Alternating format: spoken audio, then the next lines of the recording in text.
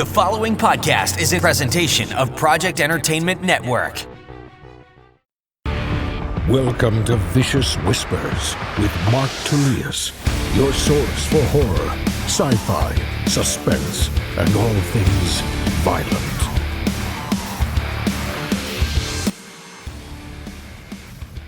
Hey, what's going on, guys? Thank you so much for joining me today on Vicious Whispers with Mark Tullius. Today we have episode 70.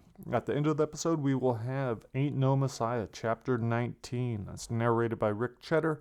Hopefully you guys have been enjoying the book. I believe I'm actually going to reach out to Rick about possibly doing Beyond Brightside, which is almost ready for the audiobook. I think he did a fantastic job with Messiah. I like his other work, and he is one of the few people, there were almost no mistakes in this entire audiobook. Let me know if you guys caught any, but I didn't catch any going through the whole thing, or there was one or two. So very professional. I think he did a great job editing it, and I think he could probably do a pretty good job of copying Joe's voice from the first Brightside.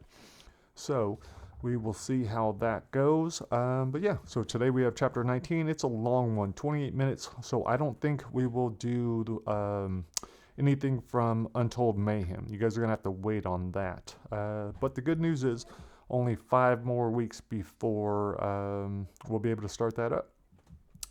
So, man, a lot's gone on this week. It's been awesome. I honestly haven't been this motivated in a very long time.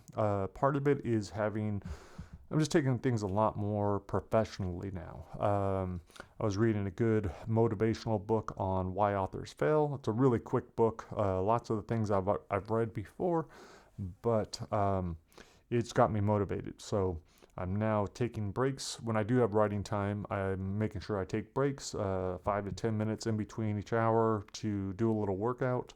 The other day I was doing push-ups and pull-ups, at least 5 sets throughout the day, making sure to continue exercising.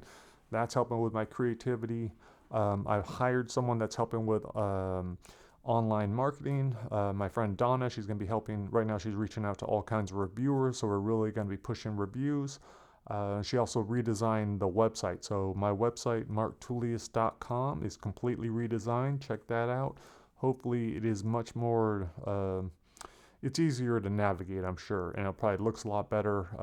I was doing everything myself before, and I don't know what the hell I'm doing. So that's one of the other things I got from the book is hiring professionals to do the things that you can't. One of those things that I realized, very important thing, is the descriptions for the books, all the Amazon descriptions.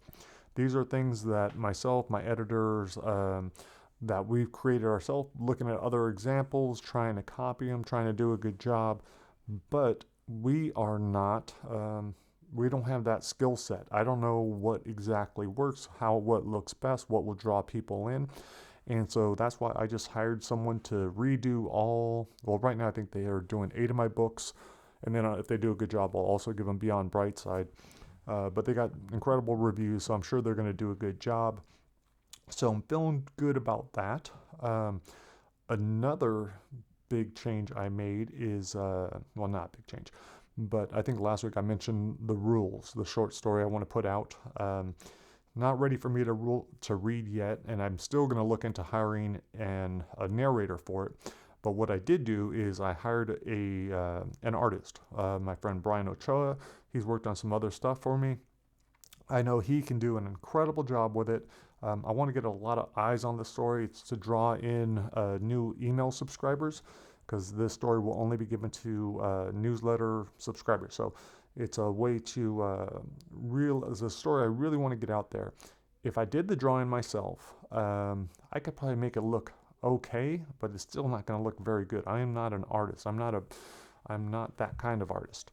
And so that's why I was like, well, for a short, little bit amount of money, I can go ahead and hire him. He'll do an incredible job. It will draw more and more people in. And because who really cares if I draw it myself, right? So I think that was more of an ego thing, wanting to do the cover myself. And I realized, no, that doesn't make the most sense. So I hired him. That should be ready this week. Still playing bass, still enjoying that a little bit more than guitar. Just hit level 8 on musician, but I have to admit that is with a pick. I am awful without the pick. So as soon as I get to a really hard level, I'm going to go back and just relearn it with just by plucking, just with my fingers. So no pick when I go back through it. And what's awesome about that is it's just another fun thing to learn. So I don't care how good I'm getting at it. Just like with German, it doesn't matter that I'm becoming proficient. Like, my goal isn't to become an expert at the language. I want to learn a little bit every day as I'm challenging myself. I'm working my brain. That's the goal. It gives me something. So instead of playing a video game, I can spend 10 minutes on Duolingo or another app, and just slowly learn. The big thing I got going on is because not only am I motivated to be very successful as an author, but I'm finally going to get to the weight that I want to be at, a much healthier weight. I've always been a bigger guy, anywhere between 220 to 275, pretty much since high school. There was one time I dropped to 205 for a fight, and that was god awful. I dropped like 40 pounds in a month, and it was an awful experience, awful fight. And I did it once for a jiu-jitsu match, and I believe I did get down to 205, but then I immediately went back up to my walking weight. But it was the trip to the beach last week, or however many days ago, 4th of July, that convinced me. I was like, no, there's no reason why I need to be like this. And so I had to take a look at what I've been doing. What are the easiest ways to cut? What do I want to do? So I made my goal. My goal is to get to 205 by my birthday, which is August 19th. But then the real goal is to maintain it until September 19th. So this is something I am trying to create a habit. I'm trying to create a new me. And for extra motivation, I went ahead and posted some photos on Facebook and YouTube, and I got some friends to either join me in the challenge or bet me that I would fail. One of my friends, Dr. Mike Simpson, he bet me that he would give up beer for a month if I win, if I manage to achieve my goal. But if I lose, I am giving up cannabis. So I am highly motivated. Giving up cannabis for a month isn't a bad deal. I should probably do it. I generally do it like in October, but I don't feel like doing it right now. Not while the kids are home full time. So that's why when I am fasting, it's not a big deal. Yesterday was a 21-hour fast. I had 0 calories I ate really late the night before. It was kind of a cheat day. We had friends over. Socially distant friends, of course. So I ate a little bit. I think the last thing I ate was 9 o'clock. And so I didn't have any calories until 6 o'clock last night. So I think it was I think it was a 21-hour fast. And even then, I wasn't that hungry. I could have gone the full 24 hours, no problem. All I did was I was drinking tons of water that's mixed with apple cider vinegar and a little bit of stevia, and that was enough to keep me cool throughout the entire day. And that's with doing a yoga workout and some light swimming. So this morning, still haven't eaten. Won't eat until tonight, and we'll see how I feel. I'm not going to be stupid about it. I'm going to... I don't want to burn myself out, so I'm not going to be too strict on myself. But yeah, right now I'm feeling good. The other big thing is it's also saving me a shitload of money. I just started this a donation jar. Every day that I am not buying, because my typical thing was buying 2 yerba mates a day. Those have organic sugar in them, but it's like 120 grams of sugar or something like that, or 160. So there'd be 2 of those, and then sometimes I would also have another energy drink on top of that. So I would be having an unhealthy amount of caffeine, and in addition to that, that's costing like about $10 a day. So my habit, this addiction, is costing me $10 a day. Doesn't sound like a lot, you probably spend that on Starbucks or whatever else, but man, I do that every day. So $3,500, right? Or $3,600. To me, that is not okay. So what I started doing, I'm putting any day that I don't buy energy drinks or teas or anything else, I'm putting that money into a jar. So far over 8 days, I've saved like $76. $76 is in the jar, and that takes into account that I bought a bag of yerba mate to brew myself because there's no calories. That was like $16, but that'll last me a long time. And then there were 2 days that I did have one energy drink, so that was deducted from that amount. But I'm going to just save up, and then when at the end of the year, the family will decide who we're going to donate it to, whether it's a family that we know that's in need, or it's a battered women's shelter, or toys for kids or whatever. I'm not sure, but that is my new goal. So just extra motivation, I think it's important to have reasons to do things. This will be a daily reminder. This jar is going to be a daily reminder for me, like, okay, yeah, not only am I doing what I said I was going to do, I'm not bringing in these substances that are, not good for me. The sugar's not good for me. Preservatives aren't good for me. I don't need them. It's not necessary. It's a bad habit that I created. I want to break it, and something awesome is going to come out of it. Not only giving the money to someone will be good for them, but it's going to feel good for us, and I'm going to teach my kids a good lesson. We're doing allowances with them and making them start to put some of the money into the majority of the money they can spend if they want, or they can save. But then the third jar is a share jar, and so again, they're gonna every week they got to put in at least $1 or $2, and at the end of the year we'll figure out who we're gonna donate it to. Speaking of just overall ideas, there was something I wrote the other night. I got tons of ideas, but this was kind of a cool one. This was just me thinking about, like, okay, what do I need to do, or what would I like to do as my new habits? One of them will be a very cool feature. It's going to be good for social media. It'll be good for me to just get comfortable in front of the camera. But I want to start reviewing books. All the books that I've read, like I have almost every Stephen King book here. I've only done a couple reviews on Goodreads. I was like, but why don't I just do them real quick? I could, maybe spend a day looking at the book, going through it, thinking about my memories, which stories I like best. And that might be kind of fun to, put those videos out there, short videos, and ask others, like, how did my favorite stories compare to yours? How were your feelings on this book? What scenes stuck out for you? So I'm going to do that with all the Stephen King books, maybe the Dean Koontz books if I remember, but I also have Chuck's books, Fight Club and all those, all the health books I've been reading. So I was like, that is one of my goals. But then that made me think about, okay, well, what else am I doing every day? Exercise, 100% is one of them. I need to do, at the very minimum, if I don't do anything else, I'm going to be doing those 5 sets a day of at least 2 to 3 different exercises. And then keep cutting out sugars, keep fasting, keep breathing, the deep breathing. I think that's huge. I've been doing a lot of stuff in the sauna where I work on my breathing, stretching, trying to get more flexible.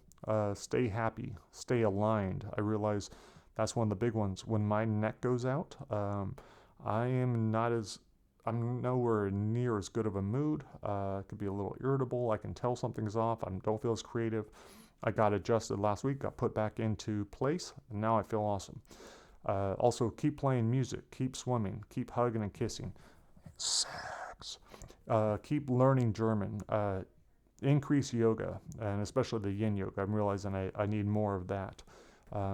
That's kind of a nice thing I do at night. Not every night, but yin yoga, just put on a nice relaxing DVD, stretch, but then, like, ideally you would also be mindful, I guess, during it and really concentrate on it. But what I like to do is a blend of that and reading through whatever I'm working on. Right now it's been the pandemic. And just that way, if I have any thoughts or ideas, I can write it down. So I'm kind of killing 2 birds at once. But yeah, so that's all been awesome. Other things that are going to be happening on the writing side, I'm going to be giving out Brightside will be permanently free. That's what I'm going to be trying to figure out this week, is how to make it permanently free. Beyond Brightside is almost ready. We're going to put that up for pre-order soon. And so I think that'll just be a nice way to bring in new readers, give them Brightside for free. Hopefully they'll want to check out Try Not to Die and Brightside and Beyond Brightside. And Beyond Brightside is going to be available for you guys, early readers, people who listen to the show, or new newsletter subscribers will get a free copy of that to review. I want to get as many reviews as possible before we release it. That's huge. All right, guys, we are ready for another segment of the great, the good, the okay, and the holy shit, this book is terrible. Right now I'm pulling reviews off of Amazon for Ain't No Messiah. We're going to start with the worst. All right, so these are, luckily there are only 3 no 1-star reviews, thank goodness, and only 3 2-star reviews. Today we're going to go with Teresa. She put, it started out as a good idea. She received the book for free. This type of book is normally right up my alley, but I gave this story to be a long and winding road. Too winding for me. The story starts out interestingly enough, but doesn't paint a clear enough picture. Then it skips around and around with bits of information, I'm assuming, to keep you hooked, but it bored me. It took me way too long to get through this book. I liked the idea, the story map, just not the way the story was told. Very legitimate. I get that. Thank you, Teresa, for sharing your opinion and sharing the review. Right, Joy. So now we're going with the okay, which is 3 stars. Joy says, sometimes you can't fight it. Great beginning. Really interesting concept. It got kind of mired down in the gross, violent, weird, and dysfunctional details. My favorite parts. Came down to one simple idea which was flawed. After all, they did manage to crucify Jesus and render him clinically dead for several days. This turned out to be the story of one guy's life to date, and it's an interesting life. Strange, and made me sorry for him. Seems like he missed out on a lot. Also did a lot, however. Anyway, so that was it. So she said she was given a free copy in return for a review. So thank you, Joy, for leaving that. Here we go. Now we're getting to the good stuff. Definitely a lot more 4 and 5-star reviews than anything else. There's a 4-star review from Kindle customer, no name. I got this book from a Goodreads giveaway. Ultimately, a pretty decent coming-of-age story of a kid with crazy cult parents that throw him in the middle of their weird something. Definitely earned an extra star for the ending, which hinted at a second book. There would be a second book. The real question, would I buy book 2? I'm not so sure. Not a lot actually happened in book 1, and there are better things to read than one near-death experience after another. I'd have to see a preview to see if there's any plot involved in the sequel. Wow. No, there is. I don't know. I think book 2 she'll probably enjoy book 2 a little bit more. Not nearly as many near-death experiences.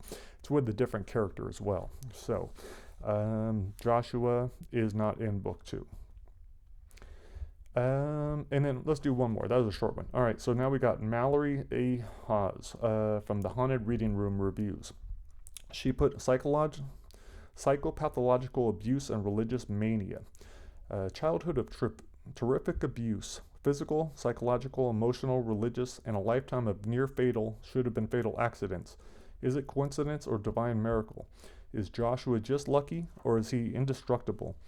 A rolling exposure of religious mania and peeling off layers of psychopathological child abuse spirals into an explosive, heart-stopping conclusion. All right, so that was cool. Thank you very much, Mallory. And now for the great stuff. Let me get to it. All right, so these are people that thought it deserved a 5-star rating. First, we have up Corey Henson, who I know. He's a friend through Facebook, friend of my friend's family. He put 5 stars, a great read. It's a very unique emotional journey. Without giving away any spoilers, it's easy to fall into periods of self-reflection while reading this book. You can see aspects of the characters which appear to be the author's self-portrayal. He found me out. This makes the book more immersive due to the characters feeling real and not just a work of fiction. Are you at a crossroad in your life? Have you been reflecting on the past and the decisions you've made in your life? Do you just need a good damn book to read? If you said yes to any of the above, I'd really give this book a read.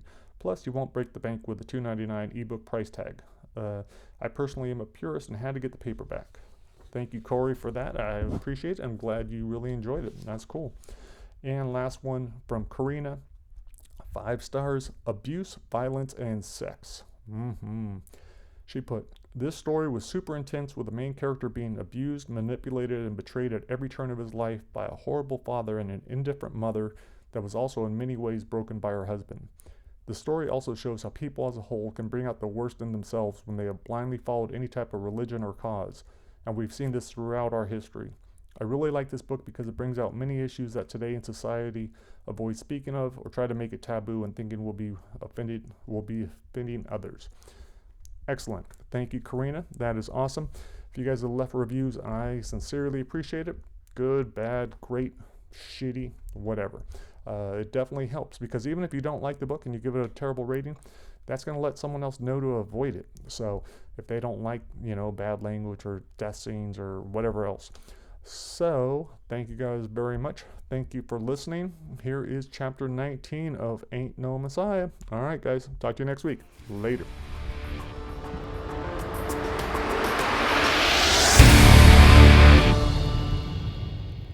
Chapter 19. If the Church of His Son had been a publicly traded organization, all of Wall Street would have been buying. Our trajectory was ridiculous, the increase in social media followers and book sales over the last 3 months climbing a steep slope. Every Sunday service was packed to capacity, and the ones that I participated in guaranteed our meeting hall would be filled with the spillover watching on a big screen. Jeremy had been the one to suggest the TVs, both the massive one in the meeting hall and the even bigger one hanging above the cross. He said all the hip Los Angeles churches were doing it, turning their services into multimedia events, pumping up congregations and putting them in the mood to give. The screen was black, difficult to see from my chair on the side that used to be Paul's, unless I leaned forward. Father stood behind the pulpit, winding down his sermon. He'd been preaching the importance of vengeance, why everyone should fear sinning and be prepared to pay the consequences. The Messiah was meant to cast judgment, knock down evildoers, and dispatch them to hell. The thundering applause told me that Father was finished. The blank screen blinked to life, a loud crack like lightning as the title flashed across the screen. Struck by the Hand of God. The music kicked in, heavier than anything I'd heard in church. The footage was 8 years old, my giant head taking up the entire frame, a close-up of my face before most of the damage. Sweat flew from my forehead. My eyes narrowed, everything twisted into a scary mask of rage. The camera pulled back and showed me punching the canvas-heavy bag without a shirt on, a deep purple blossom with a branch had torn through. The video had been before any real training, and my form was embarrassing, but still probably better than any other weaklings watching. And how I wished I could move like that again. The video slowed and zoomed in close for each thud, my body knuckles leaving their mark with every strike. The film sped up with the music to match, the black and red strobe effect added between each blast, making me wonder if anyone watching might have a seizure and stroke out. On the next punch, the image on the screen froze, then tore in two, each half dissolving to reveal me a year later, standing in the dorm's hallway, paused so no one could see me swaying. The music built as the video went to the bully's face, the rage turning his face into a demon's. The standoff came to life, my fist connecting with his mouth, knocking him off his feet, blood and spit flying slow motion. The next scene I'd yet to watch, but Jeremy assured me it had come out great. We discussed if we should share the clip, but Father said it was the clearest message we could send. Case was closed. He told us no need to worry about any lawsuits. It had happened only 3 weeks before Paul and I exiting the back of the church after meeting with Father. Jeremy had been filming all day, this clip starting with the opening of that door. Jeremy had been in front of us to the left, capturing Paul's smile and my scowl as we headed for our cars. The camera jerked to the left and caught a man in blue jeans and a white T-shirt burst out of the bushes and sprint for us, something that looked like a machete in his right hand. Paul stood his ground and held out his hand, commanded the man to stop. His words had no effect, but I was already rushing the guy. The guy looked confused by my attack and took too long raising the blade. my fist cracking his jaw, snapping back his head, laying him out on the concrete. A dark red puddle formed his halo. The music faded as the screen turned black, flaming red letters materializing on the screen. Fear the hand of God, burning bright before the video ended with another crack of lightning. The congregation exploded with applause. Father quieted them by raising his arms. This is the strength that we need. We are not weaklings that pray for protection. We take what is ours and defend it with our lives. We strike first. We do not turn our cheek. We hit back 100 times harder. Mercy is not in our vocabulary, only retribution.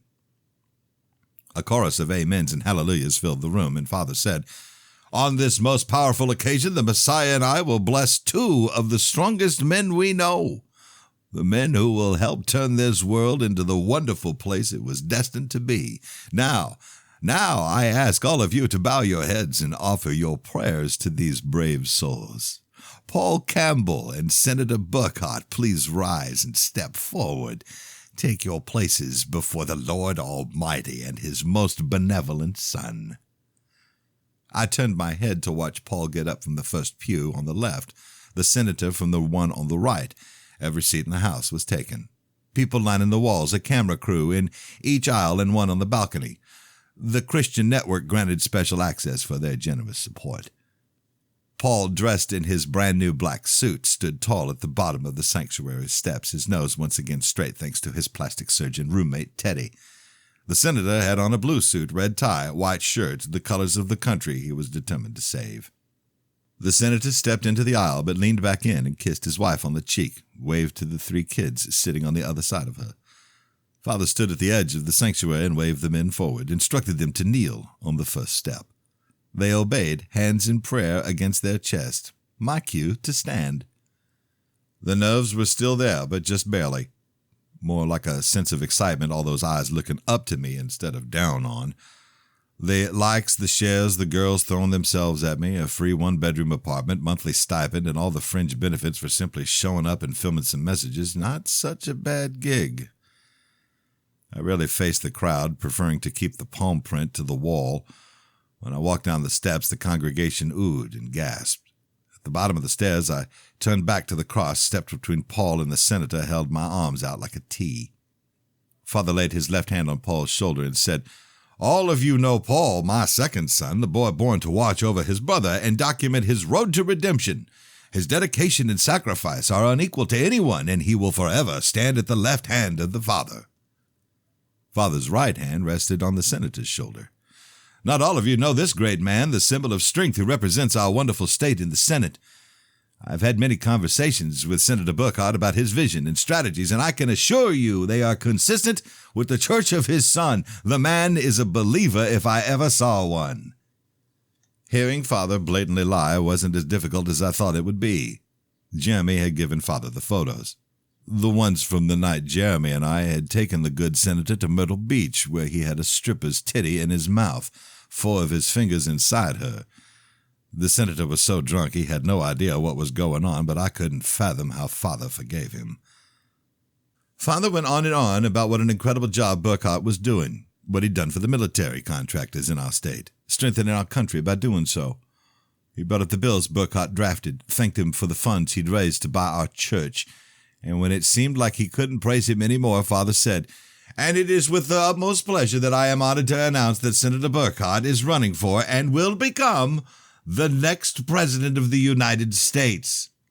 The church roared with their approval. I couldn't see with my back toward them, but it sounded like the 4 of us up front were the only ones not clapping. "Joshua, please place one hand on each of these fine men."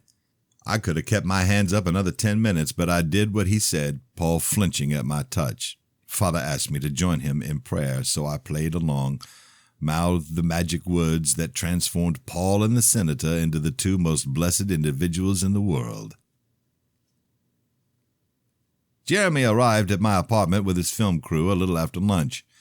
He told the guys to set up in the living room. We'd use the couch for the main scene, record there while we had the natural light. He turned to me and said, "Nice place. Care to show me the rest?" "Yeah, man, of course." I wasn't sure, seeing as how I haven't been invited over before. I said, you know how it is, and led him down the hallway, pointed out the bedroom. I sure do. He peeked his head in and said, damn, black satin sheets. Look at you, Mr. Fancy Pants. I almost said I didn't pick them, but didn't want to bring up his sister. Jeremy walked around the room, studied the bed from every angle. We can shoot one scene with you sitting on the edge, facing that way. Yeah, this will be excellent. Think we'll be able to get it all done today? We have to if we want to get this thing out in time for Christmas. I asked Jeremy if he had my lines. He walked into the bedroom and said, yeah, but most of it is more like talking points. You're going to have to ad-lib a bit. You sure that's smart? Jeremy craned his neck to look at the mirror. Sure thing, we'll clean it all up, make it sound awesome. He asked me to stand in front of the sink, my upper body and face filling the mirror. This is great, he said. I got the perfect scene for her, right here. Having my own documentary was kind of cool and helped bear my initial reaction of wanting to hide my face. Father said it was time to show the world who I really was, scars and all. Jeremy went back to the bedroom and said, you mind getting the guys something to drink? I'll be right here, just want to frame this thing. I got 4 bottled waters from the kitchen and handed them out. Jeremy returned from the bedroom, double-checked everyone's equipment, and repositioned the camera 3 times before finally saying he was ready. I'd been told to wear whatever I wanted, but I felt kind of foolish in basketball shorts and a boring black t-shirt. Should I change? Nah, man, you're straight. Let's go. Let's do this. I said I was game, and Jeremy set the scene, told me we were going to start with my history, retrace my footsteps. After a handful of false starts on my end, I got into a rhythm and nailed 3 sentences in a row, telling them the city and state I grew up in. I had just begun describing the first church inside our garage when the front door opened and killed the recording. Danielle stood frozen in the doorway, key in hand. I said, hey, hon, wasn't expecting you until tomorrow. What is this? Why is he here? Jeremy said, nice to see you too. I didn't get why she was so upset. What's wrong? I told you we were planning on doing a documentary. Danielle stepped inside and slammed the door shut behind her. You never said anything about filming here. I knew I had, most likely, while she was scrolling through her phone and didn't really hear me. Well, this is where we decided it'd be best. We? Having all those eyes on me made it harder to keep my voice down. What's the big fucking deal? This is my apartment. Danielle humphed and threw her key, nailed me in the chest. She was halfway out the door when Jeremy said, thanks, now, would you mind closing that behind you? Danielle spun around and launched her purse at his head, shit flying everywhere. Get the fuck out of here! I jumped off the couch and got in front of her, not sure how Jeremy might react.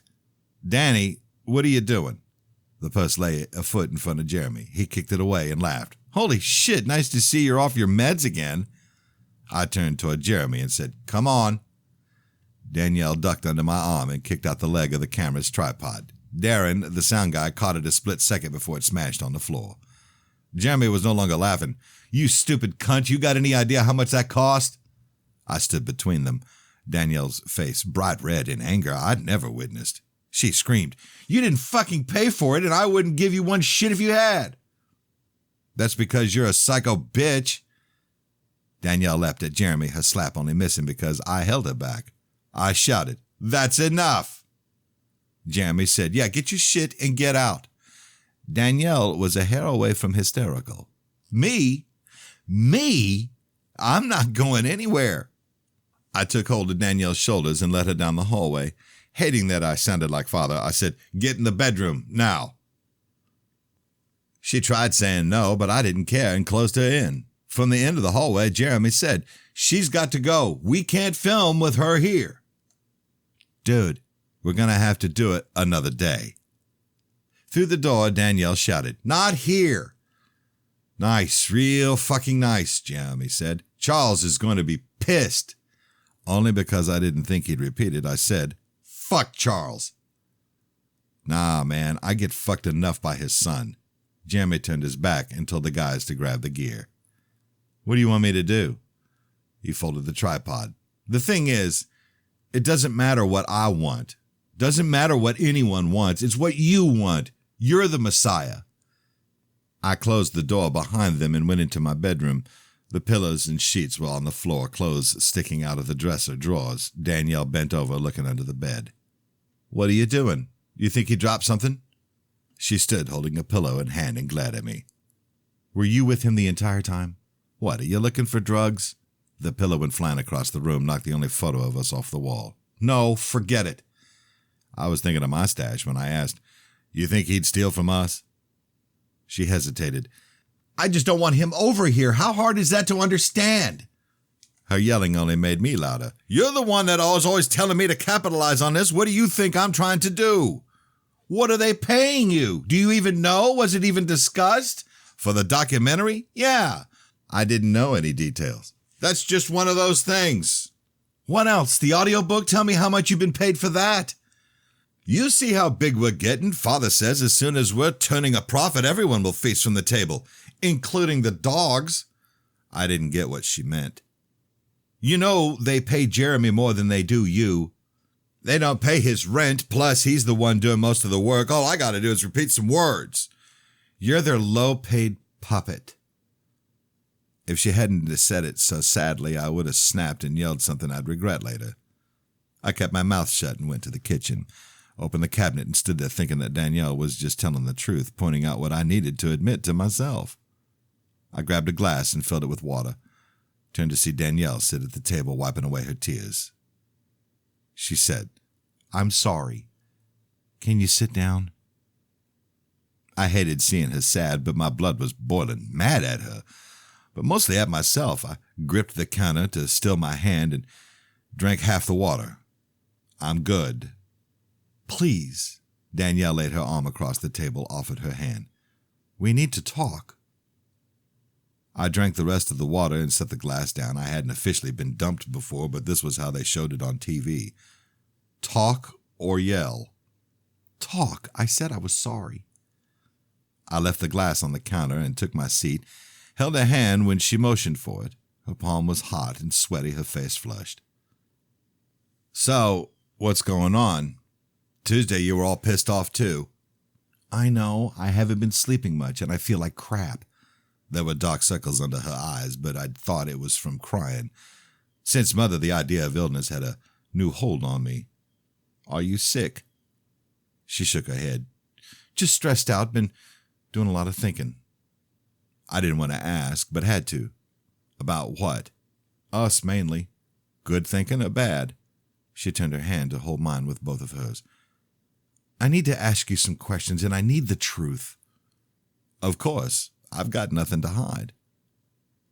"When you go out with my brother, do you talk to other women?" "Yeah, but only to be nice." "And what if they're nice back? What then?" "Where's this coming from? Did Jeremy say something? Do you ever kiss them or get their phone number?" "Of course not. I mean, there's been a couple of times where they given me numbers, but I just throw them away." "Right." I asked her to look at me. "I haven't lied to you, ever." When she didn't respond, I asked, "Do you believe me?" She squeezed my hand and nodded, the tears flowing. "What is it then? What did I do?" Danielle raised her chin. "You got me pregnant." Everything stopped, nothing but her fragile face in front of me, not at all sure about what answer I wanted to hear, and I asked, "Are you being serious?" Her smile was weak, but at least she was trying to look happy. "You're going to be a daddy." We hadn't ever discussed what would happen if she got pregnant because I assumed she was on birth control. "The doctor told you?" She watched me closely and said she took the test twice and both times came back positive. "I'm sure." "So what does that mean? What do we do?" "Well, I guess it's up to you. What do you want to do, Josh? It's your decision, too." My mouth had dried up. I ran my tongue around it while I searched for the answer. "Honestly?" Danielle asked, "Do you want me?" "More than anything." "Do you want to be a father?" I hadn't really thought about it. "Well, you need to know soon. Do you want to be a father?" "Yeah, but I got no idea how." "And will you ever leave us?" "No, of course not." Danielle smiled and sat up straight. "That's what I want, too." Neither of us had said it before, but I squeezed her hand and I said, I love you." She held up her free hand and said, "But I won't have the baby here. I can't." "I'll have them get us a bigger place. They can afford it." "No, Josh, not here. Not in South Carolina. Not in this church." "What are you talking about?" "Your father scares me. Your brother scares me." "It's just part of the act." "This church scares me. The things they have you say scare me." "Father says some sinners need to be scared." "I know what he says, but that doesn't make any of it true. But everything is building up. We're about to explode." "Is that what's important to you, to be famous?" I didn't answer quickly, so it seemed like I was considering it. "No." "You sure about that?" The answer was easy. "You are. You and the baby." "Then we have to leave, and we can't tell anyone." "What about your mother?" Danielle got up and hugged me tight. "She'll understand." It was 3 weeks later, and I was in the living room holding the last cardboard box while Danielle double-checked we weren't forgetting anything. Someone knocked on the front door, but before I got there, Jeremy had already let himself in. It didn't look like he'd noticed all my personal stuff was gone, just the provided furniture remaining, but he said, "Wow, you guys are fast." I pretended like everything was normal. "Hey, what's up?" "Not much on my end, seeing how you called off. Paul had a lot planned for you today, too." "Yep, had stuff to do." I walked past him in the hopes he would follow me outside. "Just finishing up." Sounding way too happy, Jeremy said, "There she is." "Get out," Danielle said from the doorway. "Get out now." "Nice of you to help him move. I hope you let him do all the heavy stuff." Danielle looked at me. I shook my head. Jeremy turned to me, his eyes all friendly. "You should have told me you were moving. I would have been happy to help." Danielle said, "What do you want?" "Damn, you weren't even going to say goodbye. You're cold." I said, "What are you doing here?" "That's what I wanted to ask you guys. Charles didn't mention anything about a relocation." I said, "That's because he doesn't know. Paul either." "So you're splitting just like that? We're just gonna not say a word?" Jeremy was talking to me, but Danielle said, "Just leave. Don't mess this up." He spun on her. "Me? Mess things up?" Jeremy's laugh was cruel. "That's all you've done from the start." "Fuck you, Jeremy. I'm a grown woman, right? I could be with whoever the hell I want. Those are your exact words." Jeremy's smile was big and scary.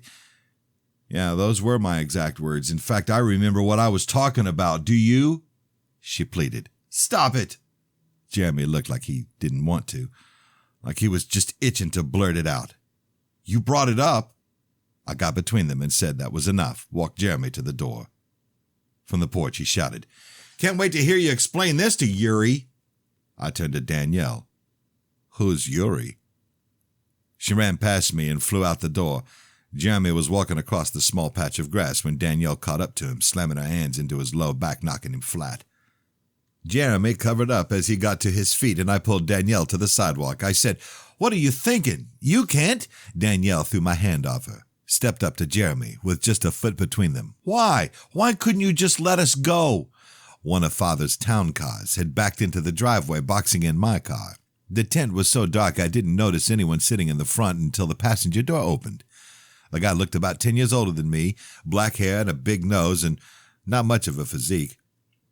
He looked at Danielle like he hated her. "Who the fuck is this freak?" I had no idea who he was, but I'd seen all the stares. I'd read all the comments.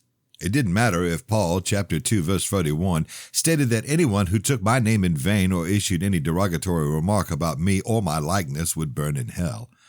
There were people who absolutely hated me, and this guy was probably one.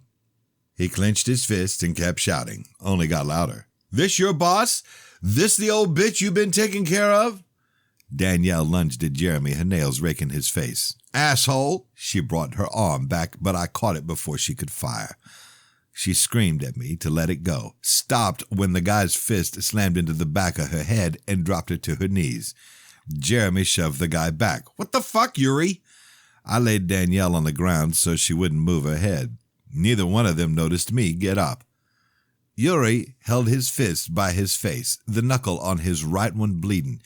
He asked Jeremy, "What, you fucking her too?" Jeremy was all talk, not about to engage. I had the slightest hesitation because it was a cheap shot, but then I cast my judgment. The fist of God, connecting with the side of Yuri's fat face, the crunch of his jaw giving way. Both feet left the ground and he came down hard on the concrete, his body stiff as a board, his right sneaker twitching faster than a dog's tail before dinner. Jeremy knelt beside Danielle, asked her if she was okay. I kicked him away and said, "Get that piece of shit out of here and stay the fuck out of our lives." He backed off, but remained on a knee. "Is she all right?" Danielle sat up, one hand over her stomach. "I think so." "I'm sorry." Jeremy had tears rolling down the side of his face. "I fucked up. I'm sorry," Danielle said. "What did you expect?" "I wasn't thinking. Jeremy shook his head. "I don't have an excuse. I just don't want you to leave me." Danielle said, "Only because you no longer have a place to stay." "The church is fucking evil," Jeremy said, his words painted with pain and contempt. "They fucked us all up. Look at us." Yuri moaned. Danielle was sitting up on her own, so I walked over to the guy, palmed his head with my right hand. I didn't want to know who he was or why he was mad. I wanted to pretend he was just some unfortunate fucker who hit a woman in front of me. I didn't realize how hard I was squeezing his skull until Jeremy grabbed my arm and warned I was going to pop it. I let go and watched my imprints turn purple. I leaned over Yuri's head and whispered, "I don't care who you are or what you think, but if I ever see you again, I'll fucking crucify you." Jeremy said, Okay, we're leaving."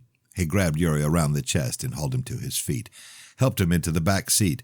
He opened the driver's door but didn't get in. "Please, bring me with you." I didn't know how mad I should be at him, and he seemed really sorry. I said, "I'll talk it over with her, but get him the fuck out now." Jeremy closed the door and lowered the window, said he'd be waiting, and made a left out of the driveway. I didn't turn around right away. I didn't want to talk. I didn't want to hear a word. Danielle was back to crying and called my name. "Yeah? You said you loved me. Did you mean it?" I turned around, couldn't stay upset seeing her so torn. "I did." "I can explain." "What, that I'm a fucking idiot?" "I never wanted to lie to you. I didn't have a choice." "Give me a break, Danielle." "Yuri was my husband, but I left him. He threatened to kill me if I was ever with another man. That's why I couldn't come around." I replayed as much of the conversation as I could remember, tried to figure if her story made sense. She said, "That's why I never filed for divorce. He said he'd slice my face up." "Why didn't you tell the cops?" "They wouldn't believe me." "And Jeremy?" "We don't talk." "Do you want to bring him?" "After what he did?" "He's your brother. It's your call. Maybe it'd be nice to have some family with us, someone to help with the rent." Danielle massaged the back of her neck. "If you can forgive me, then I should forgive him." 30 minutes later, I pulled up their driveway, throwing on the brakes because Jeremy was standing in the middle of it. He had a bulging black trash bag in one hand, his camera gear in the other, a big smile of relief. "You guys are awesome." I got out and opened the trunk, nodded at the house. "Is he in there?" Jeremy squished the trash bag into the corner. "Yep, he's passed out." "Wait, you guys are just going to leave and let that guy live in it?" Jeremy said, "Thing's worth absolutely nothing. He drained what little equity there was." Danielle said, "It's nothing but bad memories. We should burn it down." And I said, "Yeah, with that piece of shit in it." Jeremy looked to see if I was serious. "Dude, are you fucking crazy? They'd come looking for all of us." "Not if it looks like an accident." "You got it all figured out. The cops won't want to speak to his roommate, his wife?" I blurted, "ex," to show I believed her. The look I'd said something stupid flashed across Jeremy's face. He said, "Or how about the guy who completely fucked up the side of his face? They might want to talk to him." No one saw me do anything. "Holy shit, let's just get out of here," Jeremy said. "Fuck, I don't know. Who's scarier, you or your father?" I slammed the trunk and shouted, "He's not my father." We both looked at the house, but I'm guessing I was the only one wanting that asshole to stumble out and say something he'd regret the rest of his short life. Danielle waited in the front seat. Jeremy got in the back and said, "Come on, man. Make a clean break. Let's put all this shit behind us." Once we hit the highway, Jeremy said, "So where are we headed?" Danielle said, "You know damn well where we're headed. You listen to everything." "Relax, I was trying to break the tension. Not every day I get to sit behind a killer." My voice was cold. Sounded half dead. "Drop it."